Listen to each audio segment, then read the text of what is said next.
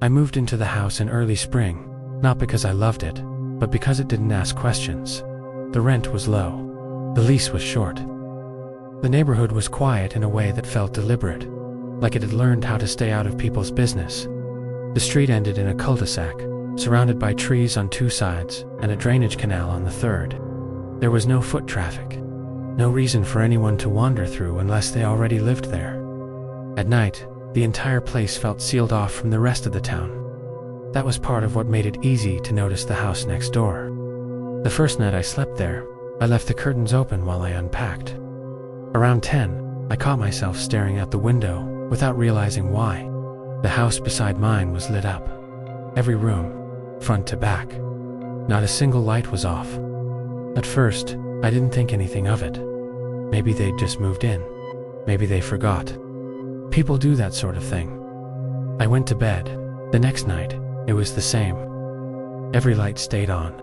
By the 3rd night, it stood out enough that I consciously registered it. The glow didn't change. No dimming. No flicking off bedroom lamps. Just a steady, uniform brightness, like the house was lit for display, not living. I assumed night shift work, or insomnia, or a family with very different habits than mine. Over the next week, everything else about the house felt strangely empty. There were no cars in the driveway at any time. Not during the day, not at night. The mailbox never opened. There were no trash cans rolled to the curb. No delivery truck stopped there. The lawn, though, was immaculate. Too immaculate. The grass was always trimmed evenly. The edges along the driveway were sharp. No clippings left behind. No visible mower tracks. I never heard a lawnmower. I never saw anyone tending it. The blinds stayed closed, but not tightly. Through the thin slits between them, shadows passed slowly across interior walls. Sometimes they stopped. Sometimes they reversed direction. They never moved quickly. I told myself this was just my brain finding patterns where none existed. That lasted until my porch light came on by itself. It happened at 3:12 in the morning. I know the exact time because the sudden click woke me up, and the first thing I did was grab my phone.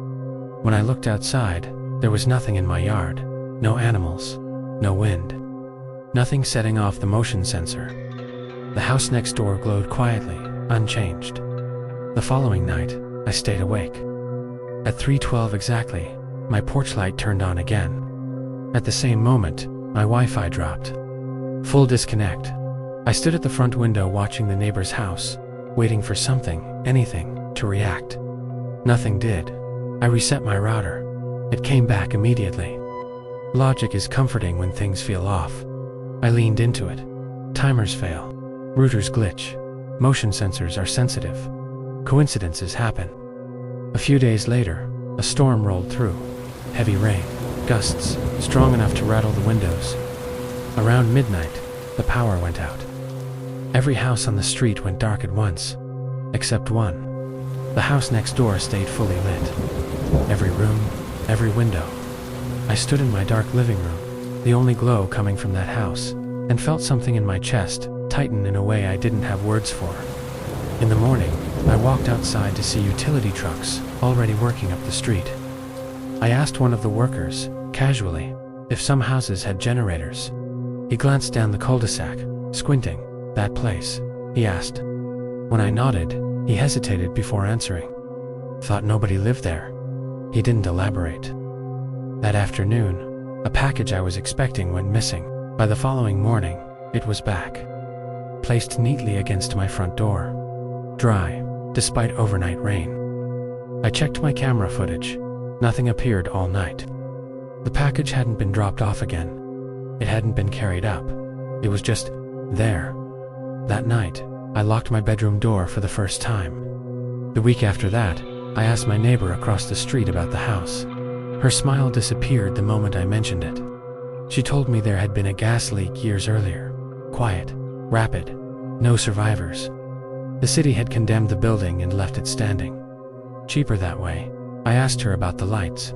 She shook her head and told me she didn't look at it anymore. I checked public utility records that night. Electric service was listed as disconnected. Still, the lights stayed on. That was when the sounds began. Late at night, I heard footsteps above me, slow, deliberate, crossing the ceiling beam by beam. My house didn't have a second floor. I lay still and listened. The steps stopped. Across the lawn, a single light in the neighbor's house flicked off. The first change I'd ever seen. And that was when I realized I wasn't being watched. I was being matched. I didn't sleep after hearing those footsteps. I stayed on the couch until sunrise, staring at the ceiling and replaying the rhythm of the steps in my mind. They weren't random. They weren't heavy. They sounded like someone was pacing a room that didn't exist. By morning, I convinced myself that exhaustion had played tricks on me. I had moved recently, I was living alone, and I had been overthinking the house next door. Stress can do strange things to the mind, but the feeling didn't leave. That afternoon, I tried focusing on work, but I found myself checking the window every few minutes. The neighbor's house looked exactly the same as always. Lights on, blinds mostly closed. No movement, no car, no sign of life. Yet I couldn't shake the sense that something inside that house was aware of me. Not watching me constantly, but matching me the way a reflection matches movement. Quietly, predictably. I made a decision that evening. I wasn't going to let paranoia take over. I told myself I would ignore the house next door completely. No more staring. No more imagining shapes behind blinds. No more checking the porch light at 3:12 in the morning. I cooked dinner. I put on a show. I lived normally for a few hours. Then, just after midnight, my bedroom light flicked on by itself. I froze at the doorway. The switch was fully up. I hadn't touched it since the morning. Something in me resisted the urge to go inside. Instead, I backed away and shut the door. I slept on the couch again. At 3:12, my porch light turned on, and this time, my phone buzzed a second later. A notification appeared on the screen. Motion detected at your front door. I opened the footage. The feed showed nothing but my welcome mat, and a faint glow across the lawn from my neighbor's windows. The porch light slowly dimmed back down, even though it wasn't on a timer. The rest of the night was silent. The next morning, I noticed something new. My rake, usually resting against the side of the house, was placed neatly on my porch. I hadn't touched it in weeks. It wasn't dirty or marked, just moved. I walked it back to the side of the house. When I returned to the porch to grab my keys, the rake was back on the porch again. I left it there and drove to work. That evening, I felt an urge I couldn't explain. I wanted to know more.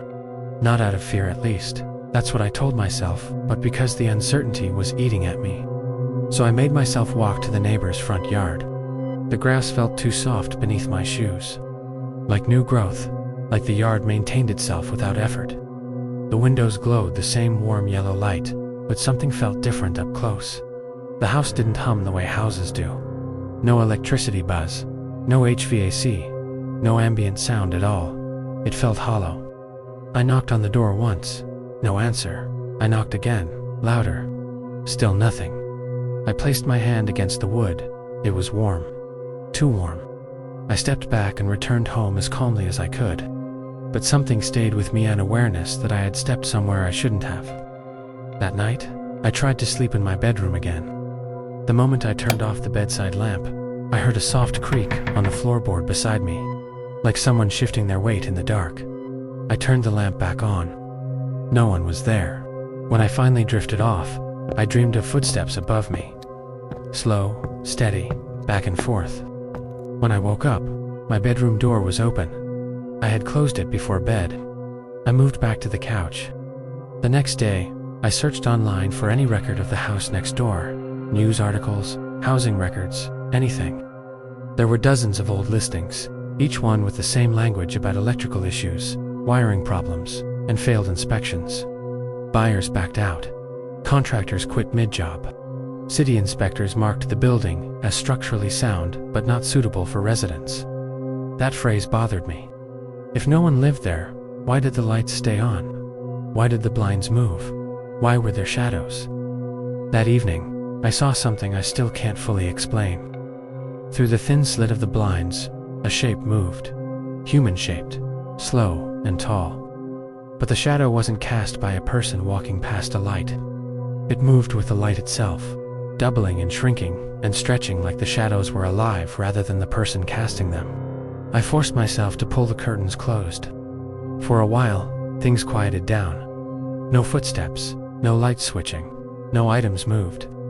I almost believed whatever had been happening was over. Then came the blackout. Late that night, every house on the street went dark.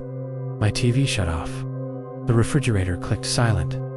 Even the streetlights died. I walked to the window because the house next door should have gone dark too. It didn't. Every room glowed the same as always. I stared for so long that I didn't realize someone was standing at my own fence line. When I noticed the tall silhouette, I stepped back from the window, heart pounding. The shape didn't move. It just stood there, facing my house. I blinked once, and it was gone. The power came back on an hour later. The next morning, my trash can was placed neatly by the curb. I hadn't taken it out. I sat in my car for 20 minutes trying to convince myself nothing terrifying was happening. That everything I had seen and heard could be explained by stress, by coincidence, by mistakes. But then my security system sent me an alert. Motion detected inside your home. The timestamp was from the night before. During the blackout, I opened the footage. The camera facing my living room flickered for a moment, then displayed a dim shadow crossing from the hallway to the kitchen. Not a person, not an animal. It moved like something that knew the layout of the house by memory. And then I saw something worse. Reflected in the dark of the kitchen window was another house, the neighbor's house. And in that reflection, I saw my own living room lit up exactly as it would be if every light were on. It wasn't a reflection at all. It was a match.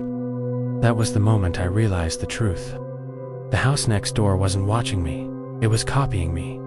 Every noise in my home, every light switch, every step I took.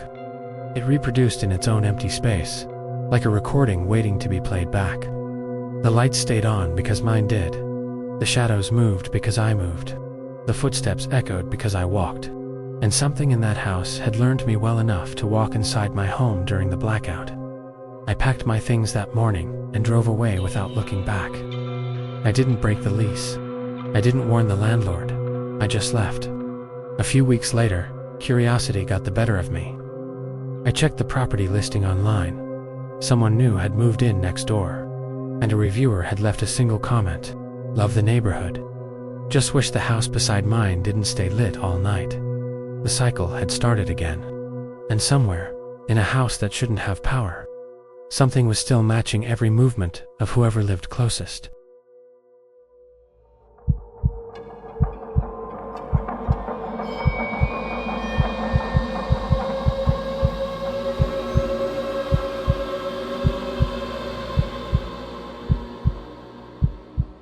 I bought that house because it was cheap. Too cheap, if I'm being honest. But I was 27, tired of throwing money at rent, and the listing photos didn't look half bad. A 2-bedroom place with a big yard and a finished basement at least. That's what the realtor called it. Finished was generous. The basement looked like someone gave up halfway through turning it into a den. Bare bulbs, stained carpet, cheap wood paneling on only 2 walls. But the place had potential, and I convinced myself I could make it a home.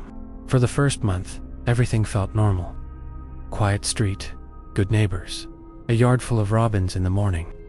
The basement still creeped me out, though. I never went down there unless I had to, and even then I'd run laundry in the fastest cycle possible, just to get out of there sooner. It wasn't the dark that bothered me, it was the smell. Not mold, not rot, not anything you'd recognize, just a musky, stale odor warm, like breath on old fabric. I kept Febreze down there. It didn't help. About 6 weeks after moving in, things started disappearing. Small things at first: my tape measure, a pair of work gloves, a mug from the kitchen. At one point, I lost my wallet for 2 days, before finding it, on top of the water heater in the basement. I chalked it up to forgetfulness, until the night I woke up to footsteps. Not loud ones, just slow, shuffling steps coming from the floor vents, the kind of steps made by someone who didn't want to be heard. I froze in bed and held my breath. The steps moved from one side of the basement to the other. Then silence. I told myself it was the house settling. Houses do that. They make noise, old wood shrinks and groans. But the part of me that knew better, the part that knows the difference between a building shifting and a person walking, kept me awake until sunrise. The next morning, I went downstairs and found something new, a blanket, folded neatly, sitting in the far corner of the basement behind a stack of paint cans. It wasn't mine. I don't fold blankets like that. And the thing looked old, faded, plaid, frayed edges, smelling strongly of that same warm, stale odor. I checked every door and window. Nothing was forced. Nothing was open. Still, I bought a padlock for the basement door that afternoon. 2 nights later, I woke up to the sound of the padlock rattling. Just once, a soft metallic twitch, like someone trying to lift it from below. I didn't move. I didn't breathe. I stared at the bedroom ceiling until morning. That was the night I started thinking about selling the house. But fear has a way of convincing you to stay put. You tell yourself it'll stop. You tell yourself it's nothing. Then something happened that made all my excuses disappear.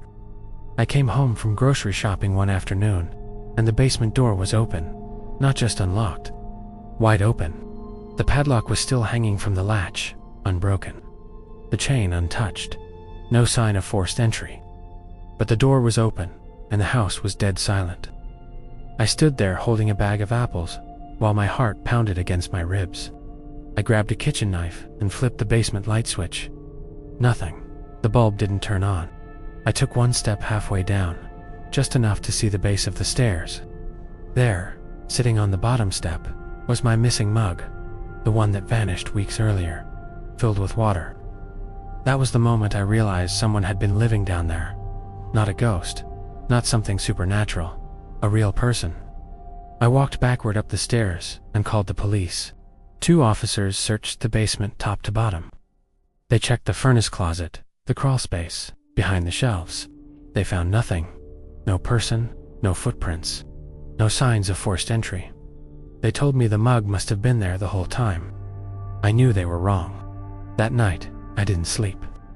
I sat in bed, listening for any sound from below. Hours passed. Then around 3 in the morning, I heard something that made my blood run cold. Breathing, soft, steady breathing rising from the floor vent next to my bed. Someone was directly beneath me. I didn't move. I didn't make a sound. I just listened. The breathing lasted for maybe a minute. Then I heard something worse, a whisper, not words, just the dry shape of a voice. The soft outline of someone trying to speak, but too quiet to understand. Like they were practicing language after years of disuse. I slept in my car that night. The next morning, I called a contractor to inspect the house. I needed answers. He arrived with a flashlight and started checking the basement, tapping the paneling, checking the studs. Half an hour in, he found something. Behind one of the unfinished wood panels, the wall was hollow. Not just hollow, open, a hidden space. He pried off the panel, and behind it was a narrow passage, barely wide enough to crawl through. The air drifting out was warm and smelled exactly like the blanket. He shined his flashlight inside and asked, "You know about this?" I shook my head. My mouth was too dry to speak. He reached inside and pulled out 3 things: a toothbrush, a pair of boots, and my missing wallet, emptied but intact. The contractor's face changed. He stood up slowly and said, "I think you should call the police again." But this time, I didn't wait for the police. This time, I left the house and never went back inside. I sold it at a loss 2 weeks later. I didn't care. I didn't want to know who had been living in the walls. I didn't want to know how long they'd been watching me. I didn't want to know what they whispered at night. But sometimes, curiosity wins. A month after moving out, the new owner emailed me. He didn't accuse me of anything. He didn't complain about the house. He asked a simple question: "Did you leave someone behind in the basement?" He said he had found a folded blanket in the corner, a fresh one, not the plaid one, a new one. And beneath it, carved into the floor in shaky, uneven lines, "I know your steps."